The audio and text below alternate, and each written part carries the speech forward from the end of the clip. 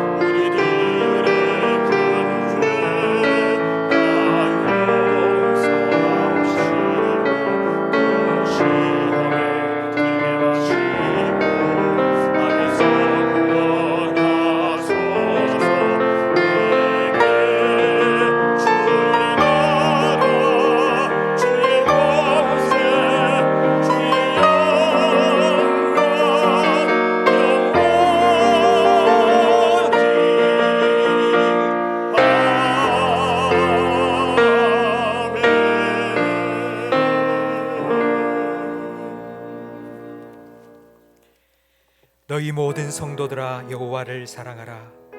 여호와께서 진실한 자를 보호하시고 교만하게 행하는 자에게 엄중히 갚으시느니라. 여호와를 반하는 너희들아 강하고 담대하라. 아멘. 하나님 아버지 감사합니다.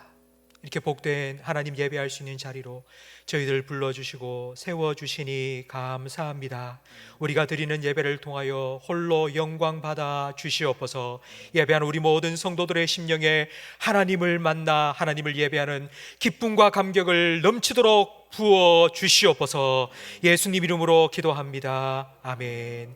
전능하사 천지를 만드신 하나님 아버지를 내가 믿사오며 그 외아들 우리 주 예수 그리스도를 믿사오니 이는 성령으로 잉태하사 동정녀 마리아에게 나시고 본디오 빌라도에게 고난을 받으사 십자가에 못 박혀 죽으시고 장사한 지 사흘 만에 죽은 자 가운데서 다시 살아나시며 하늘에 오르사 전능하신 하나님 우편에 앉아 계시다가 저리로서 산자와 죽은 자를 심판하러 오시리라.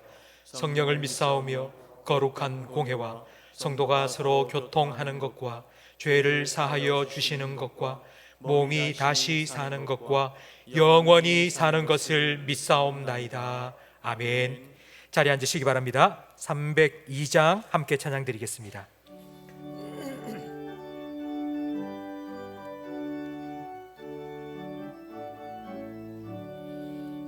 내 주 하나님 넓고 긴 은혜는 저 큰 바다보다 깊다. 너고 당주를 글로 깊은 데로 저 한가운데 가보라. 언덕을 떠나서 장파에 배 띄워 내 주 예수 은혜의 바다로 내 맘 뻗쳐가라. 왜 너 인생을 언제나 거기서 저 큰 바다 물결 보고 그 모르는 깊은 바다 속을 한 번 헤아려 안 보나.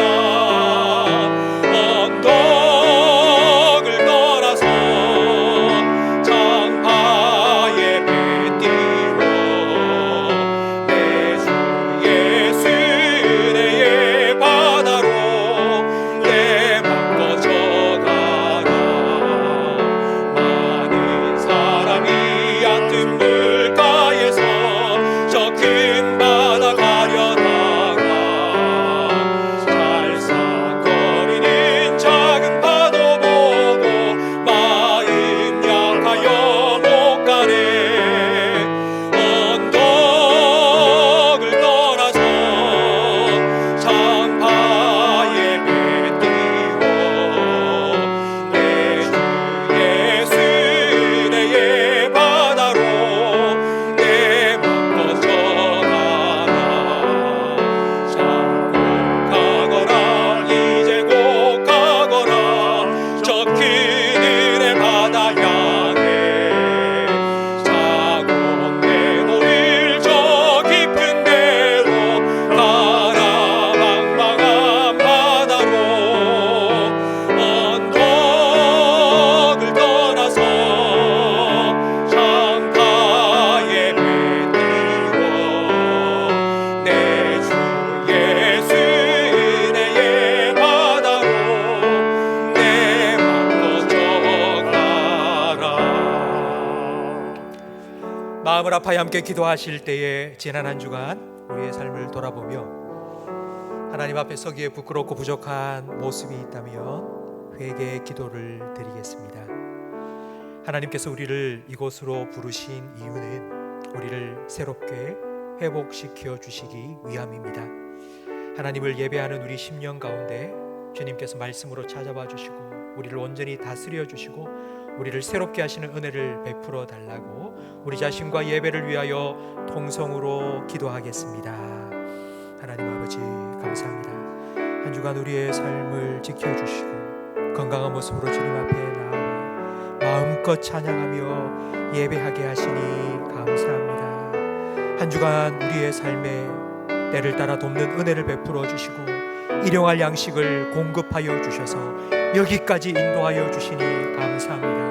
모든 것이 주님의 은혜이지만 우리가 감사하지 못하고 우리에게 주시지 않은 것 때문에 불평하며 주님의 뜻보다는 내 생각, 내 고집대로 살아왔던 한 주간 우리의 삶의 모습을 주님 앞에 내려놓고 회개하오니 주님 용서하여 주시고 다시 한번 주님의 은혜로 주님의 말씀으로 우리를 거듭나게 하시고 새롭게 하여 주셔서 이 예배를 통하여 우리 모든 성도들이 하나님의 백성답게 거듭나게 하시고 하나님의 말씀에 통치와 다스림을 받는 주의 자녀답게 살아갈 수 있도록 새롭게 하시는 은혜를 하나님 누리게 해 주시옵소서. 예배 영적인 분위기를 주의 성령으로 주장하여 주시옵소서. 예배를 방해하는 악한 세력이 조금도 틈타지 못하도록 지켜 주시옵소서. 우리를 친히 인도하셔서 하나님 임재 가운데 들어가게 하시고 하나님 예배하신 풍성한 은혜 가운데 깊이 잠기게 해 주시옵소서. 우리 예배를 통하여 홀로 영광 받아 주시옵소서.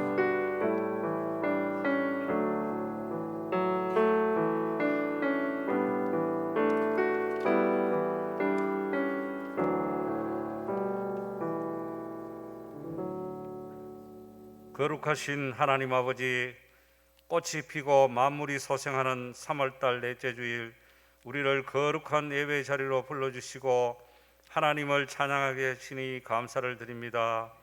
하나님께서는 이 땅을 말씀으로 창조하시고 보시기에 심히 좋았더라고 하셨습니다. 그렇지만 인간이 범죄함으로 이 땅에 죄와 사망이 들어왔고 영원히 죽어 소망이 없는 저희들에게 하나님의 특별한 은혜로 독생자 예수 그리스도를 이 땅에 보내주시어 우리가 예수님 믿고 영생을 얻게 하시고 하나님의 존귀한 자녀가 되게 하심을 감사드립니다. 이 시간 예배를 통해 구원의 기쁨을 회복하게 하시고 우리의 믿음을 다시 한번 점검하여 주님으로 인해 기뻐하며 예수님처럼 순종하는 삶을 살아가는 복된 인생이 되게 하옵소서. 주님, 지난 한 주간 우리의 삶을 돌아봅니다. 에녹처럼 하나님과 동행하며 거룩한 삶을 살아야 되는데 여전히 세상의 것을 바라보며 살 때도 있었습니다. 주님 용서하여 주옵시고 성령님 도와주셔서 길이요 진리요 생명이 되신 예수님께 붙어있는 삶이 되게 하옵소서. 하나님 아버지, 이 땅에는 전쟁과 재난과 질병으로 하루도 조용한 날이 없습니다. 러시아의 침공으로 우크라이나에 많은 희생자가 발생하고 가족과 터전을 잃고 공포에 떨고 있는 그들을 긍휼히 여기 주옵시고 평화의 주님께서 그곳에 전쟁이 종식되도록 은혜를 베풀어 주옵소서.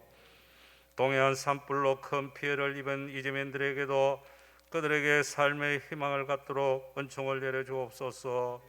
우리 교회에서도 이웃 사랑을 실천하기 위하여 예배 중에 재난 성금에 함께 동참하기를 원합니다. 예수님의 사랑을 전하는 귀한 시간이 되게 하옵소서. 코로나 오미크론으로 연일 몇십만 명씩 확진자가 발생하여 일생생활과 경제가 어려움을 겪고 있습니다.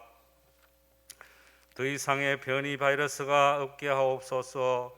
우리 인간의 힘으로 감당할 수가 없사오니 하나님께서 도와주옵소서. 교회 코로나로 힘들어하는 성도님들 주님이 위로하여 주옵시고 교육부서위에도 함께하여 주옵소서.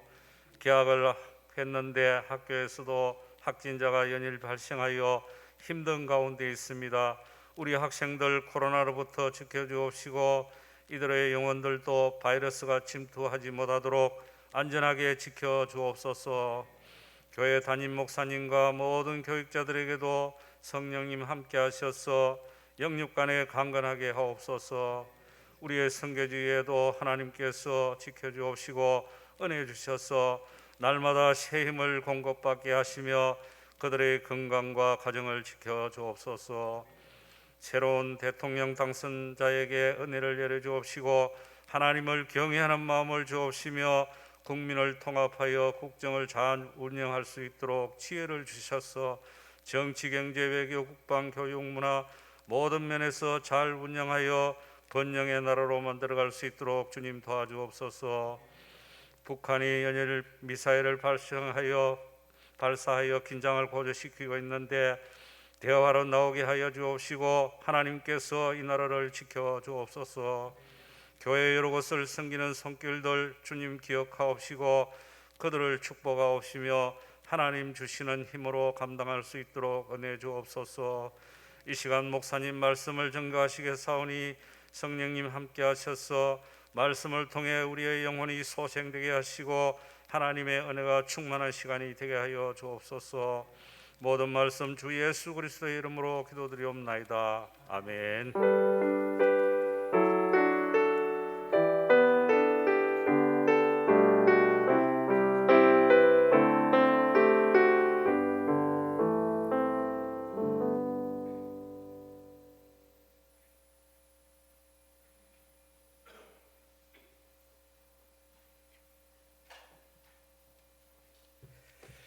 정부의 방역 지침을 준수하여 예배드리고 있습니다. 2부 예배 후에 정기당회가 당회실에서 모입니다. 가정예배 순서지 그리고 기도문을 유튜브를 통해서 계속하여 지금 제공하고 있습니다. 함께 기도해 주시고 예배해 주시기 바랍니다. 다음 주일은 성례식이 있습니다. 침산제일교회 70년사가 발간되었습니다. 아레오바골에서 책자를 받아가시기 바랍니다. 우리 함께 찬송가 213장 1절 찬양 드리며 봉헌하겠습니다. 나의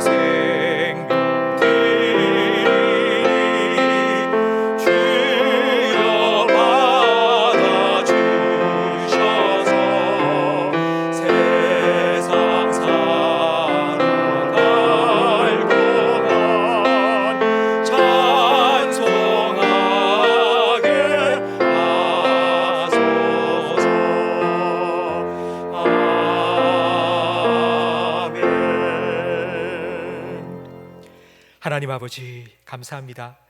지난 한 주간 참 많은 사건과 그리고 재난과 질병 속에서 우리들을 지켜주시고 이렇게 건강한 모습으로 주 안에서 한 피바다 한 몸 이룬 우리 형제자매 된 성도들과 함께 모여서 하나님 예배할 수 있도록 크신 은혜 베풀어 주심을 감사합니다. 하나님 주신 은혜에 감사하며 믿음으로 예배하고 또한 예물을 올려드리오니 주님께서 기뻐 받아주시고 함께 드려진 감사는 2배가 되게 하시며 기도의 제목에는 응답하여 주시옵소서. 너는 복의 통로가 되라고 우리를 불러주신 하나님 아버지, 주님께서 우리에게 축복하여 주신 그 말씀대로 나누며 베푸는 손길이 될 수 있도록 오늘 우리가 동해안 산불로 삶의 터전을 잃고 망연자실 눈물 짓고 있는 그들을 위하여 헌금을 드렸사오니 주님, 그 헌금이 전달될 때에 주님의 사랑도 함께 전달되게 하시고 주님의 힘과 능력도 함께 그들에게 허락하여 주셔서 다시 일어설 수 있도록 주님께서 도와주시옵소서. 우리 성도들 중에 물질적으로 어려움을 겪고 있는 성도님들이 계시다면 자족하는 비결을 배우게 하시며 믿음의 부요함을 허락하여 주시옵소서. 우리 다음 주일 학습 세례식을 위하여 교육받고 있는 성도님들에게 하나님께서 찾아가 주시고 그들이 교육받는 그 모든 말씀이 그들의 심령 속에 잘 새겨지게 하셔서 그 말씀대로 예수님 믿고 입으로 시인하여 구원에 이를 만한 믿음의 복을 누리게 해 주시옵소서. 수고하고 무거운 짐진 자들아 다 내게로 오라고 오늘 이 예배로 우리를 불러주신 주님, 오늘 예배에 참석한 우리 모든 성도들에게 주님 참된 안식과 위로와 평안과 은혜를 부어 주시옵소서. 예수님 이름으로 기도합니다. 아멘.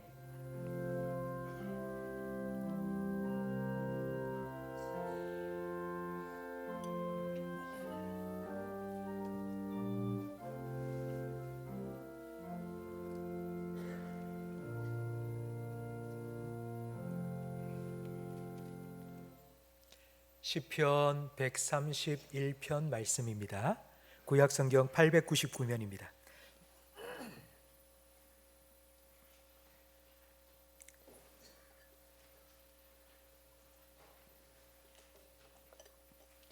시편 131편 1절부터 3절까지 저와 성도님들 한 절씩 번갈아 가며 읽겠습니다.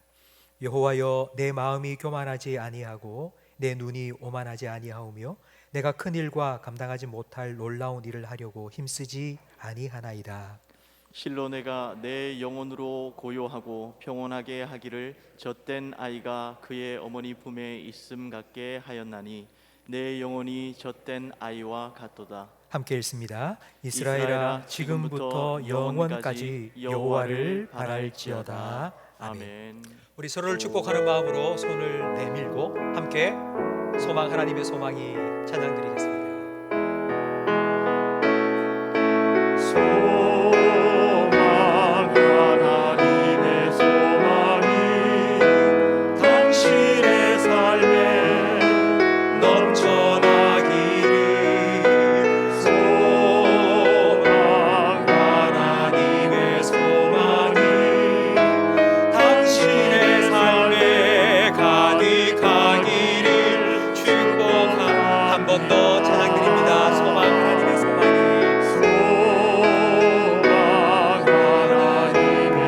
당신의 삶에 넘쳐나기를, 당신의 삶에 넘쳐나기를 소망, 하나님의 소망이 당신의 삶에 가득하기를 축복합니다.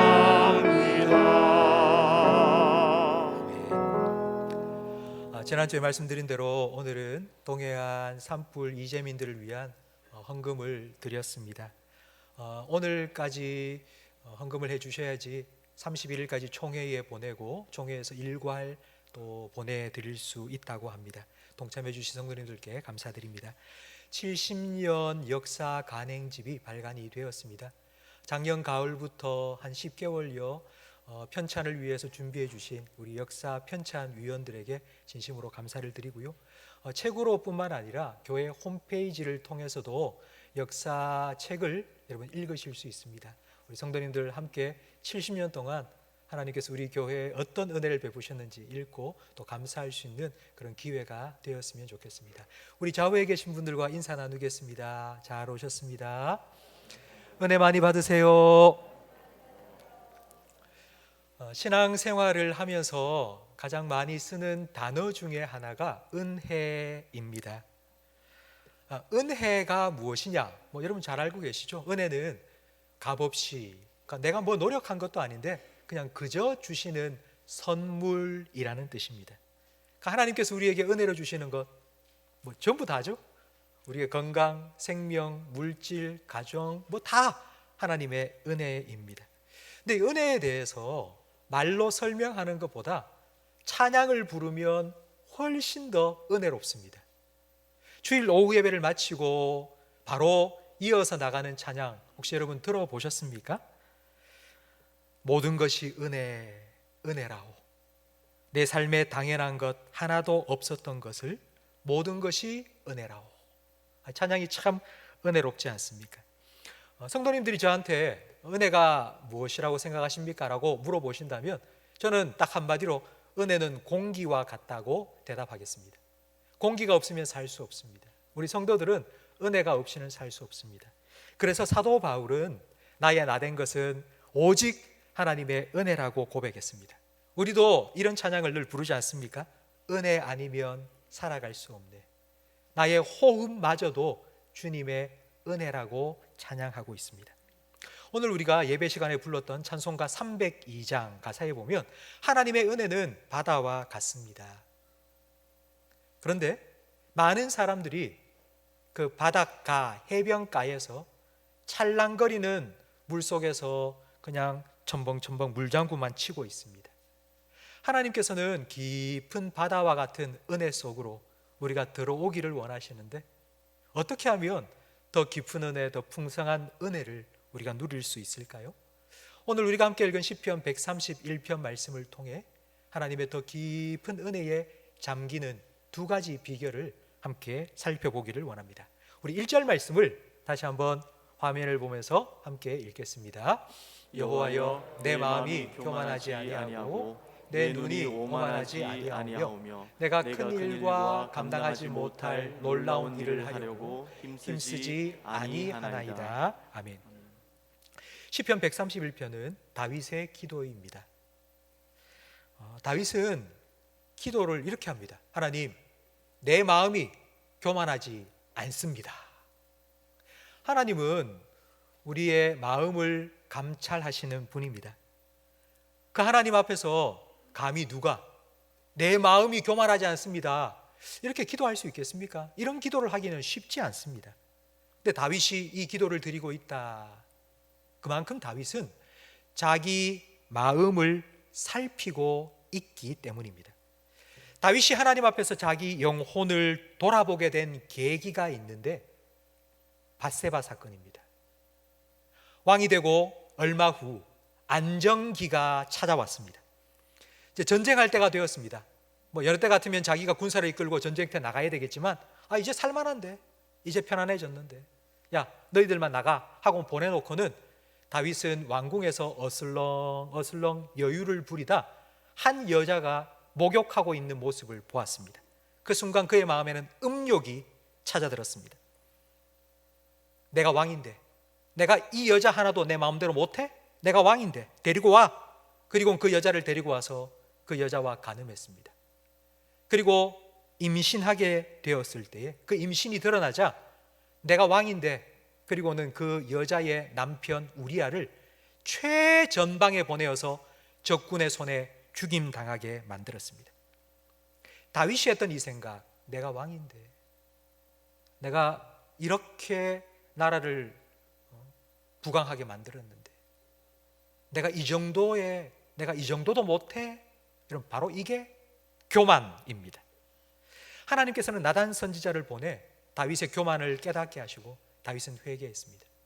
다윗의 회개 기도가 시편 51편에 나오는데 그 중에 9절과 10절 말씀을 우리 함께 읽어보겠습니다. 주의 얼굴을 내 죄에서 돌이키시고 내 모든 죄악을 지워주소서. 하나님이여 내 속에 정한 마음을 창조하시고 내 안에 정직한 영을 새롭게 하소서. 아멘. 지금 다윗은 회개하면서 이렇게 기도하지 않습니다. 하나님, 나를 용서해 주세요, 나를 고쳐 주세요, 이렇게 기도하지 않습니다. 나를 창조해 달라고 기도합니다. 다시는 이런 죄를 짓지 않도록 좀 도와주세요라고 기도하는 것이 아니라 내 영을 완전히 새롭게 해달라고 기도합니다. 그렇게 하지 않으면, 나를 완전히 새롭게 창조하지 않으시면 변화될 가능성이, 달라질 소망이 단 하나도 나에게 없다는 것을 다윗이 깨달았기 때문입니다. 이전까지 다윗은 자기가 잘하는 줄 알았습니다. 이 정도면 나 신앙생활 잘하잖아, 나 믿음 좋잖아. 실제로도 그렇게 보였습니다. 국내외적으로 정치, 외교 문제없이 잘하고 있었습니다. 사람들로부터 다 박수받고 칭찬받고 잘한다고 그런 얘기 듣고 살았습니다. 그러다가 이 사건이 터졌습니다. 여러분, 밧세바 사건은 다윗의 일생에서 가장 중요한 사건입니다. 왜냐하면 다윗이 자기 자신을 정확하게 인식한 계기가 되었기 때문입니다. 하나님, 나는 정말 뼛속까지 죄인입니다. 나는 어머니의 모태에서부터 태어나는 그 순간부터 나는 죄인입니다. 하나님께서 나와 함께 하시지 아니고 하나님께서 내게 은혜를 베푸지 않으시면 나는 정말 아무것도 아닙니다. 바로 이 사실을 깨달았습니다. 이때부터 다윗은 자기 영혼에 관심을 가지고 자기의 마음을 돌보기 시작했습니다. 여러분, 이 말은 사람은 외모를 봅니다. 자기 영혼을 돌보는 게 아니라 자기 외모를 돌보는 건 사람들에게 관심이 있다는 뜻입니다. 저 사람은 나를 어떻게 볼까? 저 사람이 나를 보면은 어떻게 생각할까? 여러분, 이게 외모를 생각하고 사람들에게 관심을 가지고 사는 것입니다. 영혼을 돌본다는 건 우리의 중심을 보시는 하나님께 관심을 가지고 그 하나님께 집중하여 살아가는 것입니다. 겉으로는 왕복을 입고 근엄하게 하면서 살아가는데, 그러나 정작 그 마음속에는 더럽고 추악한 음란한 생각이 가득 차 있는 자기의 마음을 하나님 앞에 그대로 내려놓고, 하나님, 저는 이런 인간입니다. 하나님, 저는 이거밖에 안 됩니다. 주님, 저를 새롭게 창조해 주십시오. 오늘도 그리스도 안에서 새로운 피조물로 살아가게 해 주십시오. 겸손하게 엎드려 기도하는 것, 바로 이것이 하나님의 은혜를 누리며 살아가는 방법입니다. 중세의 어거스틴이라는 신학자가 있었는데, 그 어거스틴이 제자들로부터 이런 질문을 받았습니다. 선생님, 우리가 예수님 믿고 그리스도인으로 살아갈 때에 제일 중요한 것이 무엇입니까? 라고 물었을 때 어거스틴은 겸손이라고 대답했습니다. 그럼 첫 번째는 겸손이고요. 선생님, 두 번째 중요한 것은 무엇입니까? 두 번째도 겸손. 그럼 세 번째는 무엇입니까? 세 번째도 겸손. 선생님, 그러면 겸손하지 않으면 어떻게 됩니까? 교만하게 되지. 선생님, 그러면 교만한 것은 어떤 것입니까?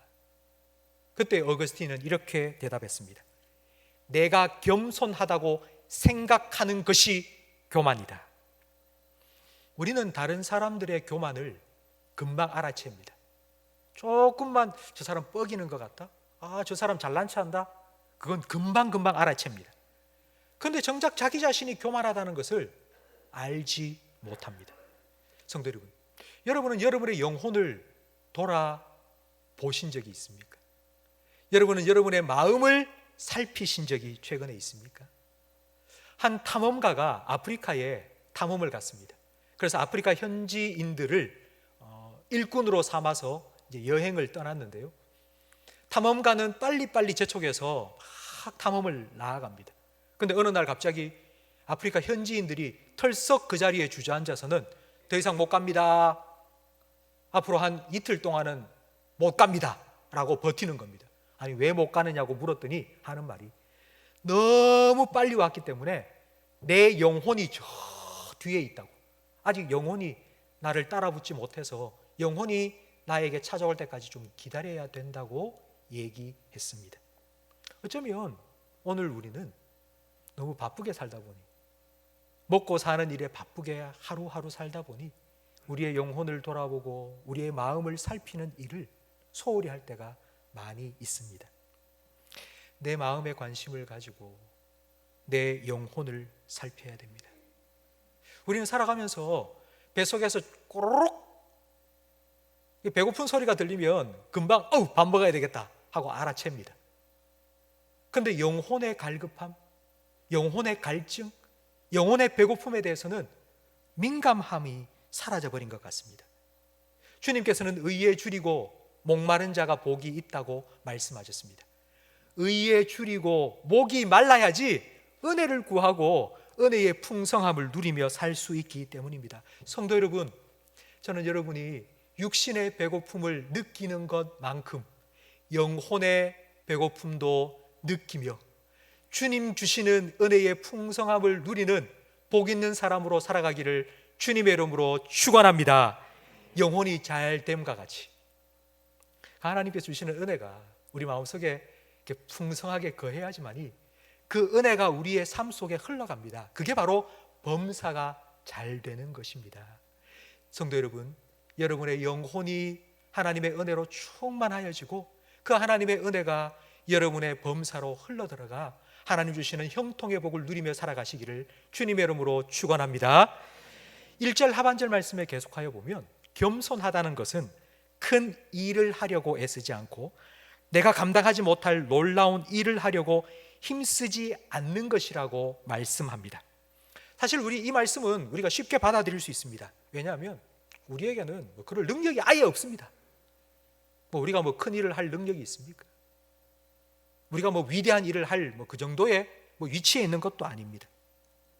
그런데 시편 131편은 다윗의 시입니다. 다윗은 왕입니다. 다윗은 모든 것을 가진 사람입니다. 다윗의 말 한마디로 좌지우지 할 수 있습니다. 그만한 권력을 가진 사람입니다. 그런데 다윗은 지금 이렇게 고백합니다. 내가 큰 일을 하지 않겠다고. 내가 사람들이 다 우러러 볼 만한 위대한 일을 하려고 내가 힘쓰지 않겠다고. 그거 다 하나님께 맡겨드리겠다고. 내가 할 수 없으니 내가 이거 안 하겠다고. 하나님이 해달라고. 이걸 하나님께 맡기겠다는 의미입니다. 성도 여러분, 우리가 우리의 삶에 여러 가지 일들을 해나간다고 생각하지만 그걸 하나님께 맡겨드린다고 우리가 하나님 앞에 하는 행위가 바로 기도입니다. 기도를 한다는 건 겸손입니다. 그러니까 뒤집어서 말하면 기도를 하지 않는 사람은 교만한 사람입니다. 기도는 하나님께서 나의 삶의 주인 되셔서 내 삶의 모든 것들을 하나님의 뜻대로 이루어 가 달라고 내 삶을 맡기는 것입니다. 그런데 이런 기도를 하지 않는다? 그건 교만한 것입니다. 내가 겸손한지 아닌지, 여러분, 사람 앞에서 내가 겸손한지 아닌지는 내가 굽신굽신거리면서 남을 섬기는 것, 그런 모습으로 드러나지만 하나님 앞에서 내가 교만한지 겸손한지는 기도를 하느냐 안 하냐에서 판가름이 납니다. 겸손한 사람은 기도합니다. 기도를 하지 않는 사람은 교만한 사람입니다. 하나님 없어도 내가 내 스스로 내 모든 삶을 이루어 갈 수 있다고 생각하는 사람이기 때문입니다. 그런데 여러분, 기도하지 않으면 힘들어집니다. 왜냐하면 기도하지 않으면 내가 내 삶의 주인 되어서 모든 것 계획 세우고 그 모든 것을 진행시켜 나가야 됩니다. 그런데 얼마나 스트레스 받습니까? 하나님, 저 부족합니다. 저 연약합니다. 저 못합니다. 저는 안 됩니다. 하나님 해주십시오 하고 하나님께 맡기는 것, 바로 그것이 하나님의 은혜를 풍성히 누리며 살아가는 방법입니다. 성도 여러분, 겸손하게 엎드리세요. 겸손하게 기도하세요. 하나님의 은혜를 구하세요. 하나님은 겸손한 자에게 은혜를 베푸신다고 약속해 주셨습니다. 성도 여러분, 지난 월요일 날 부산 수영로 교회의 원로 목사님이신 정필도 목사님이 소천하셨습니다. 정필도 목사님은 수영로 교회를 개척하셨고요. 그리고 한 30몇 년, 40년 가까이 목회를 하시면서 한강 이남에서 가장 큰 교회로 부흥되었습니다. 제가 작년 연말쯤 정필도 목사님의 목회자 세미나에 참석을 했습니다. 많은 후배 목사님들 앞에서 정필도 목사님이 자기 목회 이야기를 쭉 하시면서 이렇게 한마디로 자기 목회를 정의하시더라고요. 나는 기도했어. 주님께서 다 하셨어. 그분의 말 스타일이 그렇습니다. 나는 기도했어. 주님께서 다 하셨어. 그러면서 하시는 말씀이 예수님께서 부활하신 후 승천하실 때에 예수님의 승천 그 자리에 예수님의 승천을 목격한 사람, 예수님의 부활과 승천을 목격한 사람이 500여 명이 넘는다고 고린도전서 15장에 나와 있습니다. 500여 명이 넘는 사람들이, 예수님을 따르던 사람들이 예수님의 부활과 승천을 목격했지만, 그러나 예수님께서 약속하신 성령의 충만을 입은 사람은 3분의 1도 안 되는 120명밖에 되지 않는다. 나머지 3분의 1, 나머지 3분의 2, 380명이 넘는 그 사람들 어디 갔어? 그러시더라고요. 하나님께서 늘 은혜를 베푸시지만 은혜를 받는 사람은 다가 아니라는 거예요. 그 기도의 자리에, 그 자리에서 기도의 자리를 지키면서 하나님의 은혜를 구한 사람에게 주님께서는 약속하신 성령을 부으시고 그들을 통하여 하나님의 은혜의 역사를 이루어 가셨다고 정필도 목사님은 얘기하셨습니다. 물은 낮은 곳으로 흐릅니다. 은혜도 낮은 곳으로 임합니다. 하나님께서는 겸손한 자에게 은혜를 베푸십니다. 우리가 겸손하게 엎드려서 하나님, 저는 할 수가 없습니다. 주님, 은혜가 아니면 저는 아무것도 아닙니다. 그러니 주님, 제게 은혜를 베풀어 주십시오. 기도하고 간구하는 자에게 하나님께서는 풍성한 은혜를, 하나님의 풍성한 은혜를 베풀어 주실 줄로 믿습니다. 여러분, 이 은혜를 우리 모든 성도들이 누리며 살아가시기를 저는 주님의 이름으로 축복합니다.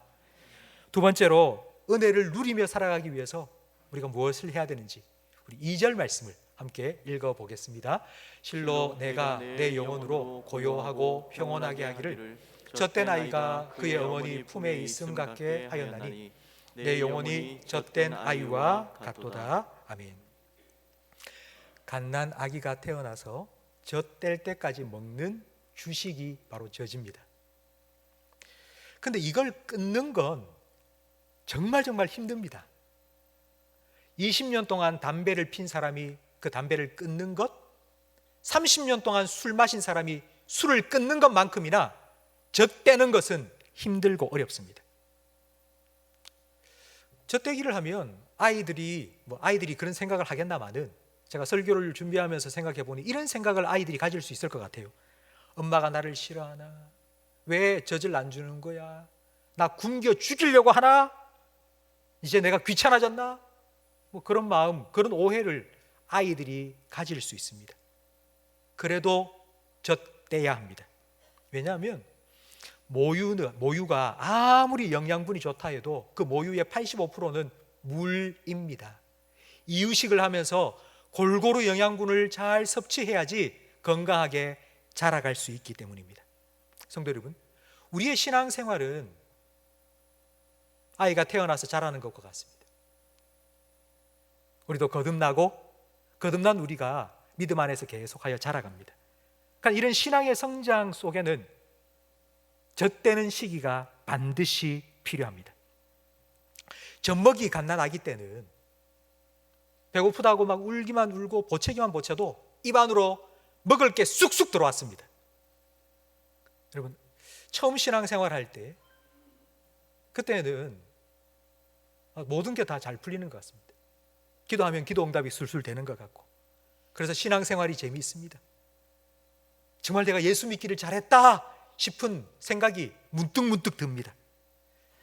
그러다가 그 시간을 딱 지나고 나면 어느 때부터인지 기도해도 내가 응답해 달라고, 하나님 이렇게 응답해 주세요, 하나님 이거 주세요, 저거 주세요, 아무리 기도해도 그 기도에 응답이 없는 것 같아요. 오히려 더 힘든 일이 생기는 것 같고, 처음 믿었을 때 가졌던 그런 기쁨과 감격이 사라져버리고, 그러면서 내가 뭘 잘못했나, 아니면 하나님이 나를 버리셨나, 이런 생각이 들기도 합니다. 여러분, 그렇지 않습니다. 하나님의 마음이 변해서도 아니고 우리가 뭘 잘못해서도 아니고 그냥 젖대는 시간이 되었기 때문입니다. 이 과정을 통과해야지만이 하나님 주세요, 주세요, 주세요 애쓰고 보채고 하나님께 무조건 달라고 하는 그런 젖먹이 신앙에서부터 벗어날 수 있습니다. 2절 말씀에 보면 이 젖된 아이는 엄마 품 안에 고요하게 안겨 있다고 말합니다. 고요하게. 이 고요하게라는 말은 마치 말을 못하는 사람처럼 잠잠히 있다는 것입니다. 하나님 이거 주세요, 저거 주세요, 나 이거 필요해요, 이렇게 해주세요, 저렇게 해주세요. 그런 요구가 사라져버린 것입니다. 왜냐하면 하나님께서 어련히 알아서 다 주시지 않겠나? 내 필요를 누구보다도 잘 아시는 분인데 하나님 다 때가 되면 내려주실 거야 라고 하나님에 대한 신뢰가 생기기 때문입니다. 예수님께서도 예수님을 따르는 제자들에게 이런 신뢰를 요구하셨습니다. 마태복음 6장 31절 말씀을 함께 읽어보겠습니다. 그러므로 염려하여 이르기를 무엇을 먹을까, 무엇을 마실까, 무엇을 입을까 하지 말라. 이는 다 이방인들이 구하는 것이라. 너희 하늘 아버지께서 이 모든 것이 너희에게 있어야 할 줄을 아시느니라. 아멘. 하나님이 내 아버지시다.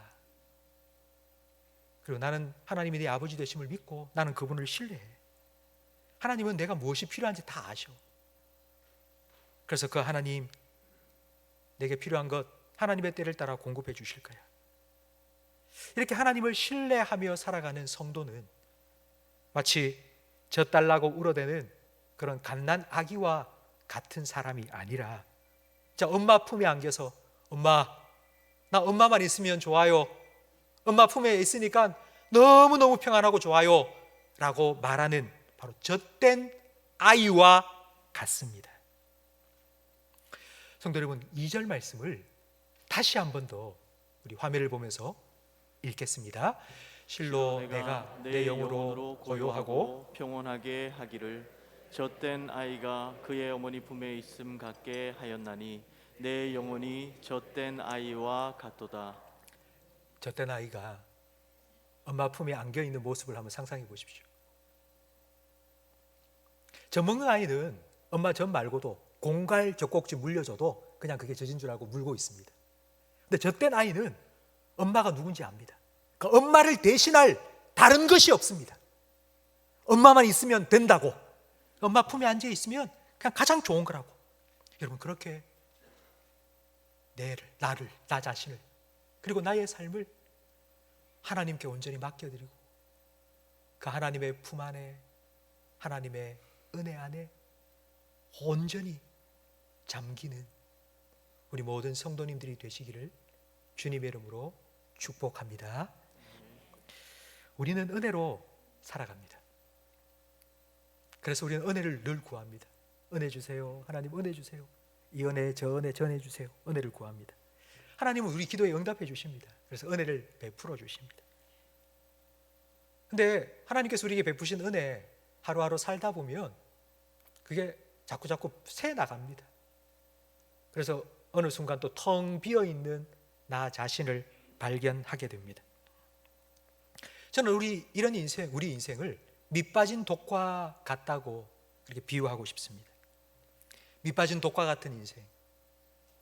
막 은혜를 부어주시고 은혜를 기도하고 하나님께서 그 응답해 주셔서 은혜가 채워져도 어느 순간 채워진 것 같은데 또 돌아보면 텅 비어 있고, 어떻게 하면 우리의 삶을, 우리의 영혼을 하나님의 풍성한 은혜로 채워갈 수 있을까요?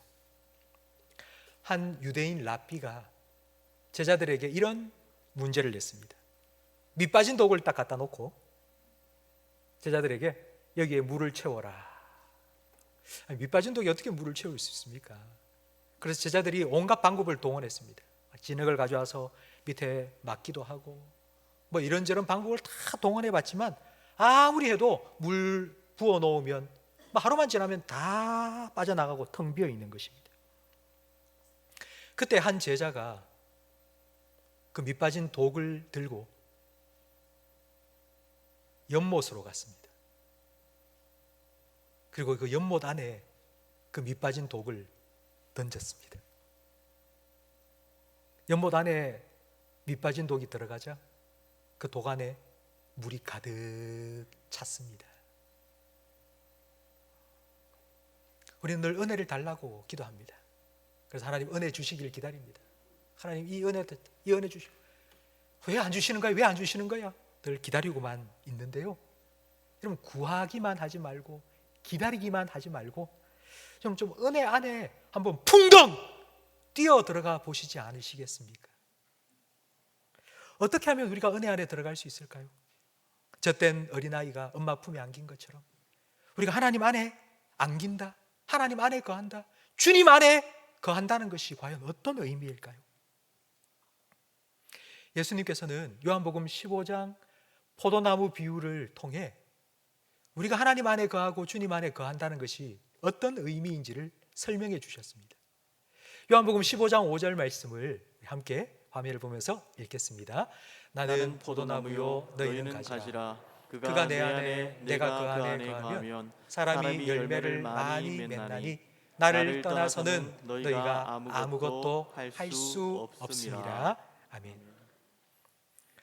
가지는 나무에서부터 공급받는 에너지로 잎을 내고 열매를 맺고 살아갑니다. 그 가지가 나무에 붙어 있는 것이 바로 우리가 하나님 안에 거하고 주님 안에 거하는 것과 같습니다. 만약 그 가지가 나무에서 떨어지면 더 이상 아무것도 할 수가 없습니다. 어제 가지에 열매가 많이 열렸습니다. 어제 가지에 열매가 많이 열려 있었는데 오늘 그 가지가 뚝 하고 부러졌습니다. 그러면 많이 열려있던 그 가지에 많이 열려있던 그 열매는 낙과가 됩니다. 땅에 퍽 떨어져서 쓸 수가 없습니다. 그렇기 때문에 우리의 기도는 달라져야 합니다. 하나님, 많은 열매 맺게 해주세요. 이런 기도도 필요하지만 여러분 그보다 더 중요한 기도가 있습니다. 하나님 힘 주세요, 능력 주세요. 아니요, 뭐 달라고, 열매 많이 맺게 해달라고, 이런 달라는 기도보다 더 중요한 기도는 하나님 안에 거하여 있게 해주십시오. 하나님과 붙어 있게 해주십시오. 하나님과 떨어지지 않게 해주십시오. 여러분 이게 바로 신앙의 핵심입니다. 주님께 붙어 있으면 저절로 됩니다. 저절로. 우리 신앙의 가장 핵심은 바로 이것입니다.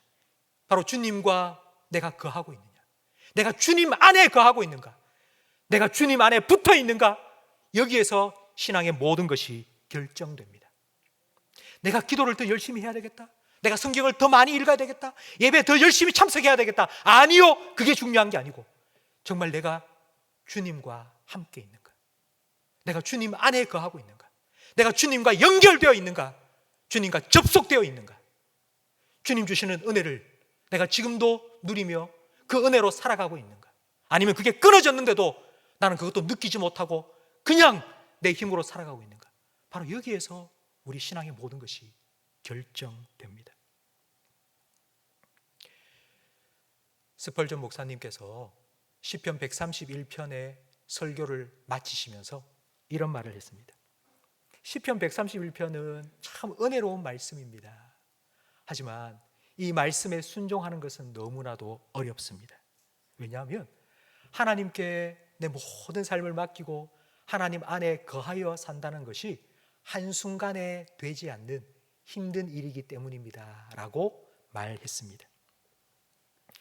에스겔 성전 환상에 성전의 문지방에서부터 은혜의 강물이 흘러나옵니다.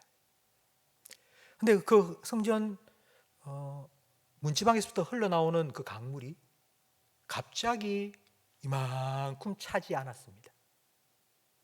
처음에는 흘러나와 발목 정도의 찰랑찰랑 하다가 또 한참 후에 무릎쯤까지 차올랐고, 그리고 다시 재어보니 허리까지 왔습니다. 발목, 무릎, 허리까지 그 은혜의 강물이 흐를 때에는 여전히 내가 가고 싶은 대로 갈 수 있습니다. 여기도 가고 저기도 가고 뭐 어디든지 뭐든지 다 할 수 있습니다. 그러다가 온몸을 잠글 정도로 그 강물이 넘치게 되었습니다. 그때에는 더 이상 내가 원하는 대로 갈 수가 없습니다. 그 물결에 휩쓸려 사로잡혀 살아가게 됩니다. 성도 여러분, 제가 처음 말씀을 시작하면서 여러분에게 이렇게 질문했죠. 여러분의 영혼을 돌아보신 적이 있습니까? 여러분의 영혼을 살펴보신 적이 있습니까? 지금 여러분의 상태는 어떻습니까? 여러분의 영혼의 상태는. 근데 그 질문을 제가 다시 드리겠습니다. 지금 여러분의 영혼에는 하나님의 은혜의 강물이 어느 정도 차 있습니까? 여러분, 발목 정도입니까? 아니면 무릎 정도입니까? 아니면 허리쯤 왔습니까?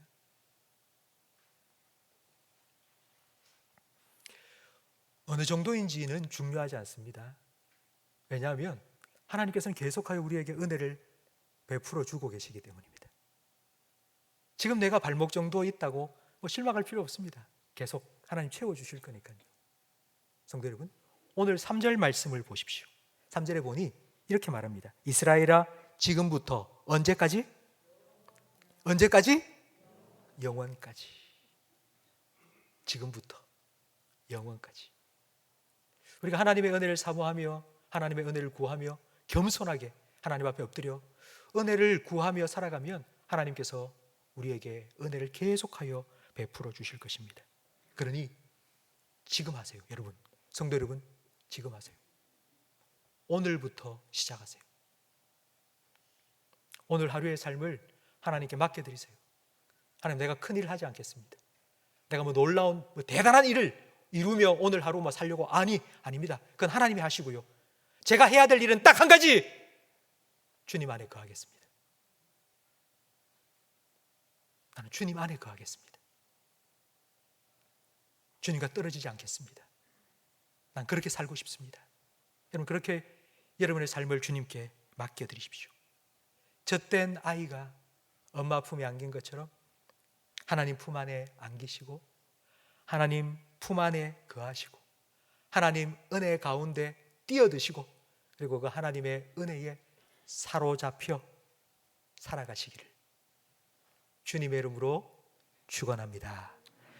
오늘 말씀을 생각하시면서 오직 주의 은혜로 지금 여기 서 있네 함께 찬양 드리겠습니다.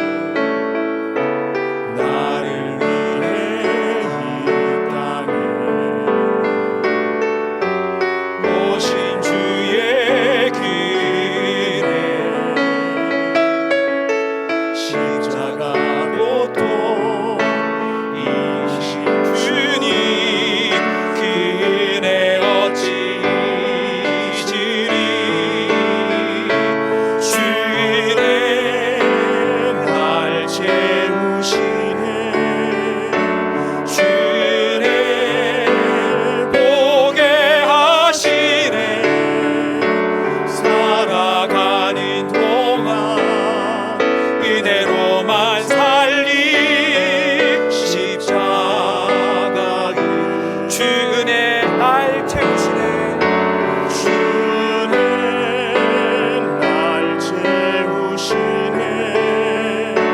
주는 보게 하시네. 살아가는 은혜로만 살리, 은혜로만 살리 십자가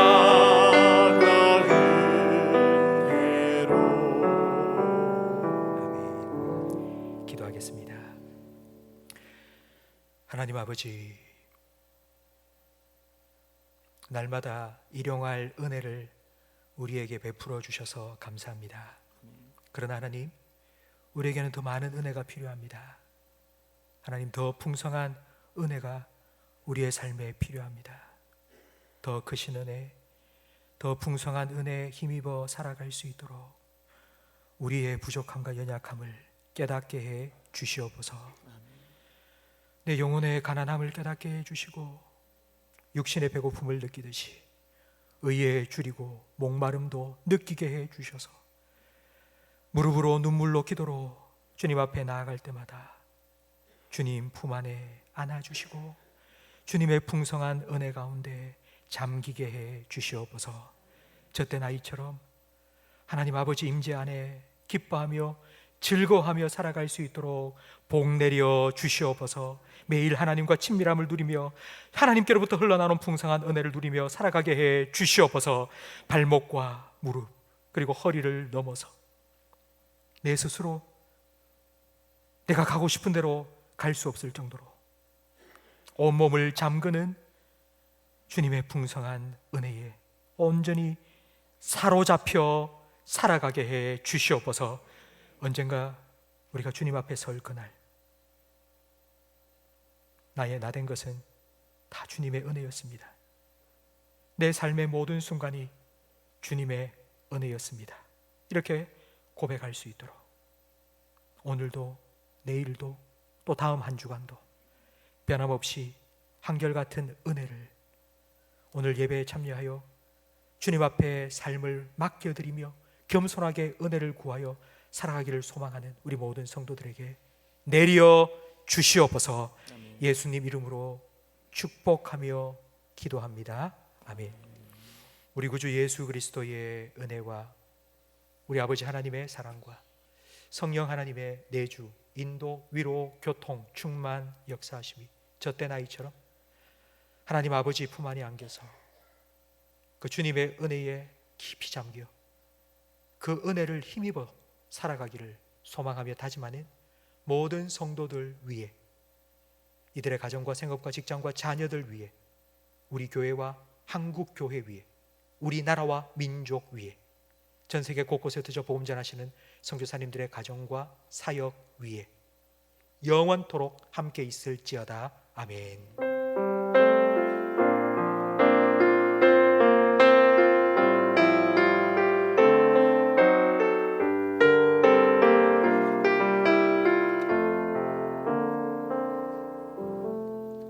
오늘 교회를 찾아주신 모든 분들 주님의 이름으로 환영하며 축복합니다. 교우 소식 전해드리겠습니다.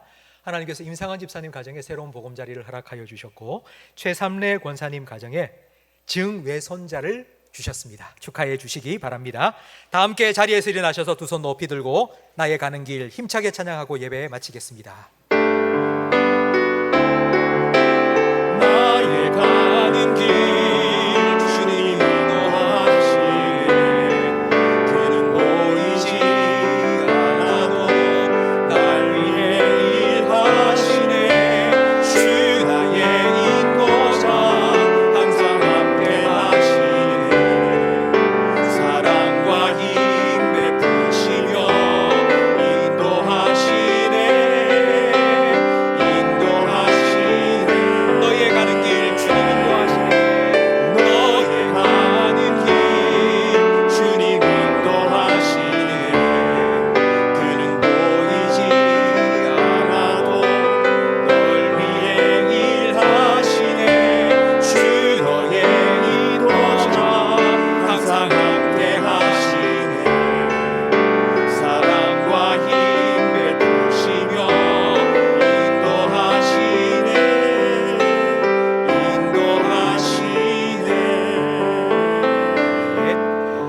주간도 주님과 함께 승리하시기 바랍니다.